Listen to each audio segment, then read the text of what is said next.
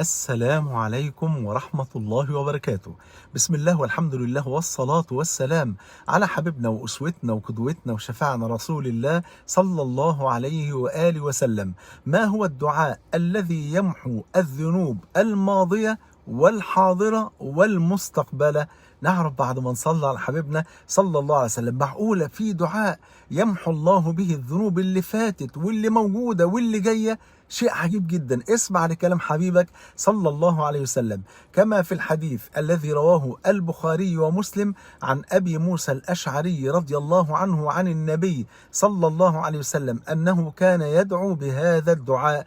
أرجوكم احفظوا هذا الدعاء واكتبوه. قال صلى الله عليه وسلم: اللهم اغفر لي خطيئتي وجهلي وإسرافي في أمري وما أنت أعلم به مني. اللهم اغفر لي جدي وهزلي وخطئي وعمدي وكل ذلك عندي. اللهم اغفر لي ما قدمت وما أخرت وما أسررت وما أعلنت وما أنت أعلم به مني. أنت المقدم وأنت المؤخر وأنت على كل شيء قدير. أعيد الدعاء مرة تانية. صلى على حبيبك، ما عنديش حاجة ببلاش، صلى الله عليه وسلم. كان النبي يقول: اللهم اغفر لي خطيئتي وجهلي وإسرافي في أمري وما أنت أعلم به مني.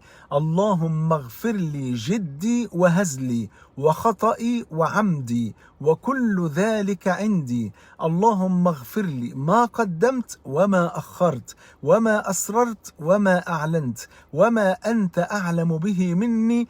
أنت المقدم وأنت المؤخر وأنت على كل شيء قدير. الله أكبر.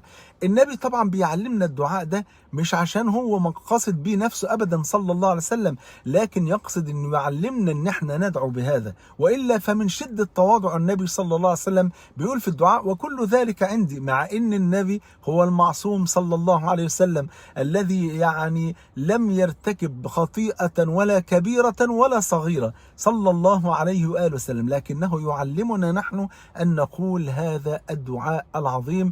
احفظوا هذا الدعاء فهو كنز من كنوز السنة. جمعني الله وإياكم في الفردوس الأعلى مع الحبيب المصطفى صلى الله عليه وسلم. بحبكم في الله، والسلام عليكم ورحمة الله وبركاته.